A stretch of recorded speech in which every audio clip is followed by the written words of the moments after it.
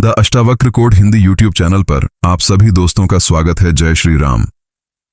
क्या 7 फेरे बंधन है अथवा भीतर छिपी मुक्ति का द्वार? एक प्राचीन प्रसंग ऐसा संकेत देता है जहां संबंध निभते हैं किंतु चेतना कभी कैद नहीं होती।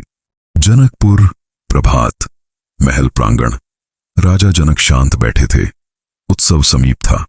नगर भर सजावट, वाद्य, दीप, पुष्प, मंगल ध्वनि।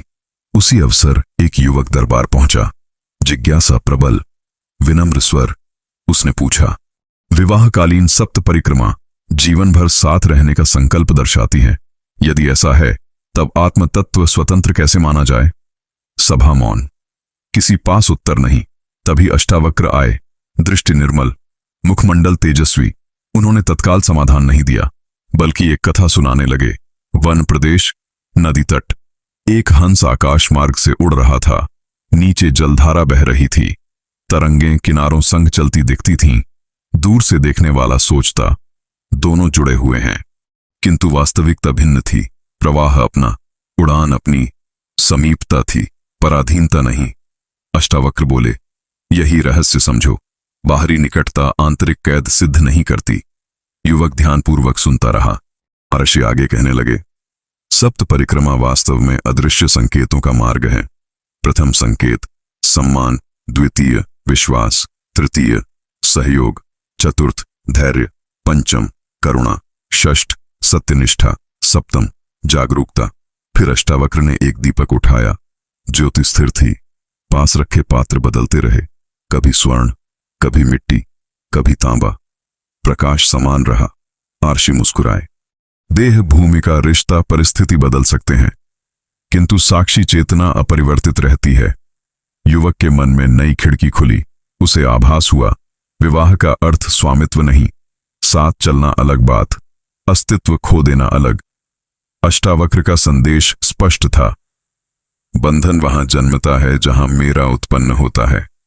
मुक्ति वहां खिलती है जहां केवल जागरूक उपस्थिति रहती है। युवक की आंखों में चमक आ गई, किंतु सबसे बड़ा रहस्य अभी शेष था। संध्या काल, आकाश सुनहरा, वातावरण गंभीर। युवक अब पहले जैसा नहीं था। जिज्ञासा गहरी हो चुकी थी। उसने फिर पूछा, यदि स्वाधीन चेतना सदैव मुक्त रहती है तब विवाह का वास्तविक प्रयोजन क्या है? अष्टावक्र मुस्कुराए। उन्होंने सामने खड़े 2 वृक्षों की ओर संकेत किया। एक पीपल, दूसरा आम। दोनों निकट, जड़ें अलग, तना अलग, स्वभाव अलग, फिर भी वर्षों से एक ही धरती पर खड़े थे। वर्षा आई, धूप आई, आंधियां आई, किंतु किसी ने दूसरे का अस्तित्व नहीं छीना। आर्षि बोले, यही गूढ़ संकेत है। सच्चा संबंध अधिकार नहीं मांगता। परिपक्व जुड़ाव नियंत्रण नहीं चाहता। निर्मल अपनापन स्वतंत्रता का विरोध नहीं करता। युवक ध्यान मग्न हो गया। अष्टावक्र आगे कहने लगे, अधिकांश लोग परिक्रमा के समय साथ ही देखते हैं। ज्ञानी उसी क्षण स्वयं को देखता है। सभा चकित। वचन असाधारण थे। आर्षि ने समझाया, पहला चक्र अहंकार पहचानने हेतु, अगला भय समझने हेतु, तीसरा अपेक्षा छोड़ने हेतु, चौथा क्रोध पिघलाने हेतु, पांचवां लोभ घटाने हेतु, छठा भ्रम मिटाने हेतु, अंतिम साक्षी भाव जगाने हेतु। अब युवक का चेहरा शांत था। उसे प्रतीत हुआ, सप्त परिक्रमा केवल 2 व्यक्तियों की प्रतिज्ञा नहीं, यह तो अंतर्मन की 7 सीढ़ियां हैं। अष्टावक्र ने अंतिम बात कही, जिस दिन कोई व्यक्ति दूसरे में अपना मालिक खोजता है उसी क्षण बंधन जन्म लेता है। जिस पल कोई दूसरे में ईश्वर का प्रतिबिंब देखता है उसी क्षण मुक्ति प्रकट होती है। निशा उतरने लगी। दीप जल उठे। मौन फैल गया। युवक ने प्रणाम किया। उसकी तलाश समाप्त नहीं हुई थी, बल्कि पहली बार सही दिशा मिली थी। रात्रि, चंद्रप्रभा, उद्यान, सुगंधित समीर। युवक पुनः उपस्थित हुआ। मन स्थिर, किंतु एक शंका अभी शेष थी। उसने निवेदन किया, गुरुदेव, प्रेम तथा आसक्ति में भेद कैसे पहचाना जाए? अष्टावक्र ने समीप रखी वीणा उठाई। मधुर ध्वनि गूंज उठी। कुछ क्षण पश्चात वादन रुक गया, किंतु वातावरण में कंपन बना रहा। ऋषि बोले, यही संकेत समझो। प्रेम स्पर्श के बाद भी सुगंध छोड़ जाता है। मोह पकड़ बनाने का प्रयास करता है। युवक ध्यान मग्न। अष्टावक्र आगे कहने लगे। एक बार पर्वतीय प्रदेश में दो यात्री पहुंचे। पहला व्यक्ति सुंदर दृश्य देखकर बोला, यह स्थान सदैव मेरा रहना चाहिए। दूसरा मुस्कुराया, कितना अद्भुत सौंदर्य है। कुछ समय पश्चात दोनों लौट गए। प्रथम मनुष्य बेचैन रहा, स्मृतियां उसे खींचती रहीं। द्वितीय आनंदित रहा, अनुभूति हृदय में बस गई। महर्षि ने कहा, यही अंतर छिपा है। आसक्ति प्राप्त वस्तु खोने से डरती है, प्रेम उपस्थिति का उत्सव मनाता है। सभा निस्तब्ध, वचन भीतर उतर रहे थे। अष्टावक्र ने फिर समझाया, संबंध तब भारी लगने लगता है जब उसमें स्वामित्व घुल जाता है। साथ सरल बन जाता है जब उसमें सम्मान बना रहता है। युवक की दृष्टि बदल चुकी थी। उसे अब प्रतीत हुआ, विवाह किसी आत्मा को कैद करने की व्यवस्था नहीं, बल्कि दो यात्रियों का जागरूक सह अस्तित्व है। आर्षि ने अंतिम सूत्र दिया, जहां भय हो वहां चिपकाव जन्म लेता है, जहां समझ हो वहां प्रेम खिलता है, जहां साक्षी भाव हो वहां स्वतंत्रता बनी रहती है। चंद्रमा ऊपर बढ़ता गया, उद्यान शांत हो गया। युवक ने सिर झुकाया। अब उसे 7 फेरों का अर्थ पहले से कहीं अधिक स्पष्ट दिखाई दे रहा था, किंतु एक अंतिम रहस्य अब भी बाकी था। भोर, ओसकर्ण, उषा किरण, राजुद्यान। युवक अंतिम जिज्ञासा लेकर पहुंचा। उसने विनयपूर्वक पूछा, यदि चेतना जन्मजात मुक्त है, तब कैद जैसी अनुभूति क्यों होती है? अष्टावक्र कुछ देर मौन रहे। फिर उन्होंने एक स्वच्छ दर्पण मंगवाया, सामने रखा। उस पर धूल जमी थी, प्रतिबिंब धुंधला दिखाई दे रहा था। महर्षि बोले, क्या मुख बदल गया? युवक बोला, नहीं। क्या छवि नष्ट हुई? उत्तर आया, नहीं। फिर अस्पष्टता कहां से आई? युवक तुरंत समझ गया, मैल कारण बनी। आर्षि प्रसन्न हुए। उन्होंने कहा, यही समस्त रहस्य है। आत्म तत्व कभी जकड़ा नहीं जाता, केवल मानसिक आवरण दृष्टि ढक देते हैं। इसके बाद उन्होंने एक और प्रसंग सुनाया। मरुभूमि, दोपहर, दूर चमक दिखाई दी। एक पथिक दौड़ पड़ा। उसे लगा सामने जलाशय है। जितना निकट पहुंचा उतना भ्रम टूटता गया। अंततः झात हुआ, वह मरीचिका थी। अष्टावक्र बोले, अधिकांश लोग भी इसी प्रकार कल्पनाओं का पीछा करते हैं। फिर थकान मिलती है, फिर शिकायत जन्म लेती है, फिर वही व्यक्ति परिस्थितियों को दोष देता है। युवक एकाग्र होकर सुनता रहा। राशि ने अंतिम उपदेश दिया, विवाह बंधन नहीं बनाता, धन बंधन नहीं बनाता, परिवार बंधन नहीं बनाता, जगत भी कारागार नहीं बनाता। कैद उत्पन्न होती है पहचान की भूल से। जब कोई स्वयं को केवल भूमिका मान लेता है, तब पीड़ा प्रारंभ होती है। जब कोई स्वयं को साक्षी जान लेता है, तब मुक्ति प्रकट होती है। सूर्य उदित हो चुका था, प्रकाश चारों ओर फैल गया। युवक ने चरण स्पर्श किए। अब उसके भीतर उत्तर था। 7 फेरे उसे अब जंजीर नहीं लगते थे। वे तो जागरण की 7 सीढ़ियां प्रतीत हो रहे थे, और अष्टावक्र का संदेश उसके हृदय में सदैव के लिए अंकित हो गया। प्रभाकर ऊंचा चढ़ चुका था, राजमहल शांत था, युवक विदा लेने वाला था। तभी अष्टावक्र ने उसे पुकारा, एक सूत्र अब भी शेष है। युवक पुनः बैठ गया।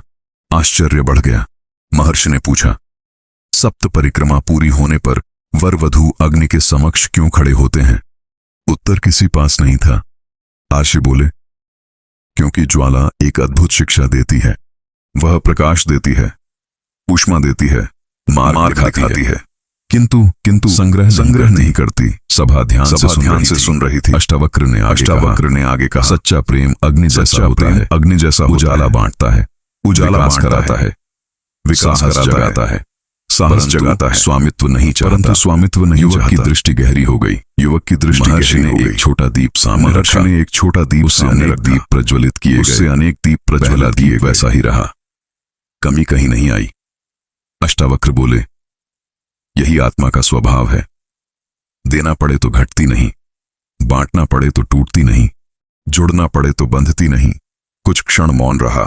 फिर आर्षि ने अंतिम कथा आरंभ की। एक संगीतज्ञ था, वीणा उसका जीवन थी।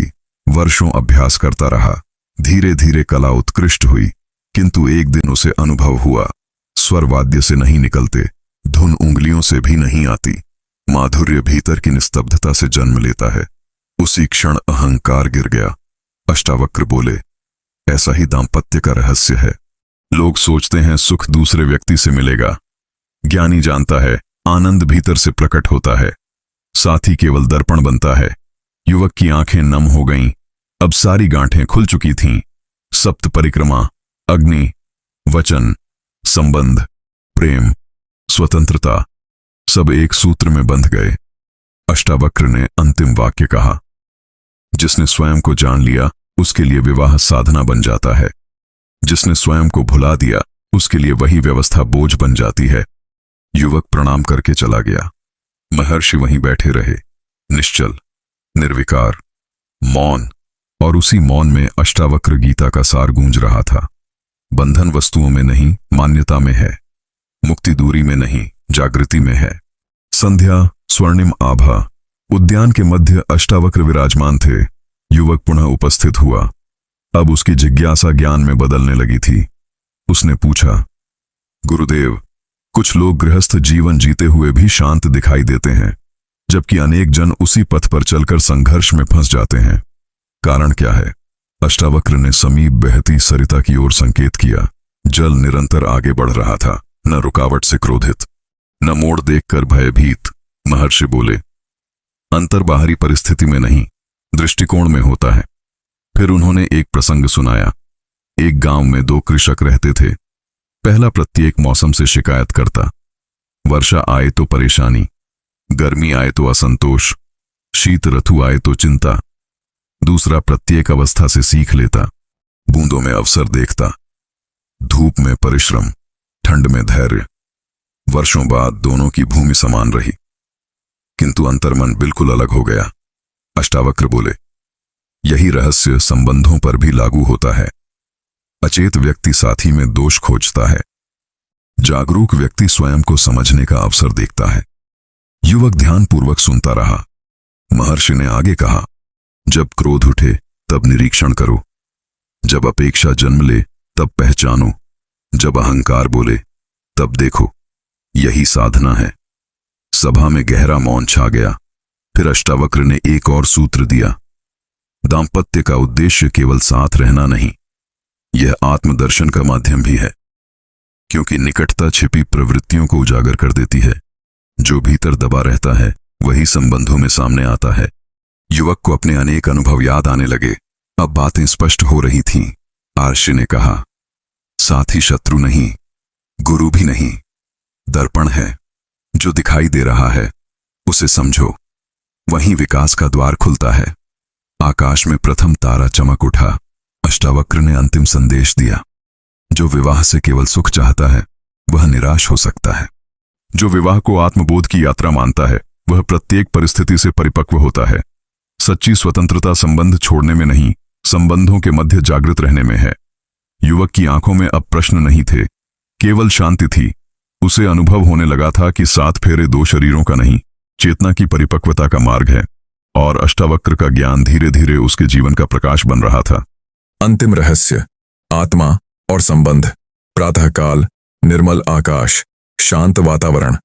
युवक अंतिम बार अष्टावक्र के समक्ष पहुंचा। अब उसके भीतर एक ही प्रश्न शेष था। उसने कहा, गुरुदेव, क्या आत्मा वास्तव में किसी से जुड़ती है अथवा सभी संबंध केवल एक लीला है? अष्टावक्र ने उत्तर देने के स्थान पर उसे सरोवर किनारे चलने को कहा। दोनों धीरे धीरे आगे बढ़े। जल बिल्कुल स्थिर था। उसकी सतह पर सूर्य का प्रतिबिंब चमक रहा था। आर्षि ने पूछा, कितने सूर्य दिखाई दे रहे हैं? युवक बोला, एक आकाश में, दूसरा सरोवर में। महर्षि मुस्कुराए, वास्तव में कितने हैं? केवल एक। अष्टावक्र बोले, यही अंतिम रहस्य है। चेतना एक है, रूप अनेक हैं, नाम असंख्य हैं, अनुभव अनंत हैं, किंतु मूल सत्ता सदैव एक ही रहती है। युवक मौन हो गया। उसका हृदय जैसे किसी अदृश्य सत्य को छू रहा था। ऋषि आगे बोले, जब व्यक्ति स्वयं को केवल शरीर मानता है तब मैं तथा तुम उत्पन्न होते हैं। फिर अपेक्षाएं आती हैं, फिर भय आता है, फिर बंधन का अनुभव होता है। किंतु जब वास्तविक स्वरूप प्रकट होता है तब विभाजन मिटने लगता है। सरोवर पर हल्की लहर उठी। प्रतिबिंब टूट गया। सूर्य नहीं टूटा। युवक ने तुरंत संकेत समझ लिया। अष्टावक्र ने कहा, रिश्ते बदल सकते हैं, परिस्थितियां बदल सकती हैं, भूमिकाएं बदल सकती हैं, किंतु सत्य नहीं बदलता। कुछ क्षण बाद आर्षि ने अंतिम उपदेश दिया। 7 फेरे किसी आत्मा को बांधने हेतु नहीं है। वे स्मरण कराते हैं कि जीवन की प्रत्येक अवस्था में जागरूकता बनाए रखनी है। प्रेम करो पर स्वामित्व मत पालो, सेवा करो पर अहंकार मत जोड़ो, साथ निभाओ पर स्वयं को मत भूलो। यही गृहस्थ जीवन का योग है। युवक की आंखें बंद हो गईं। भीतर गहरा मौन उतर आया। अब उसे उत्तर मिल चुका था। विवाह और स्वतंत्रता विरोधी नहीं थे। बंधन और संबंध एक जैसे नहीं थे। मुक्ति संसार छोड़ने से नहीं आती, जागृति से आती है। अष्टावक्र उठे, आकाश की ओर देखा, फिर बोले, अष्टावक्र गीता का सार।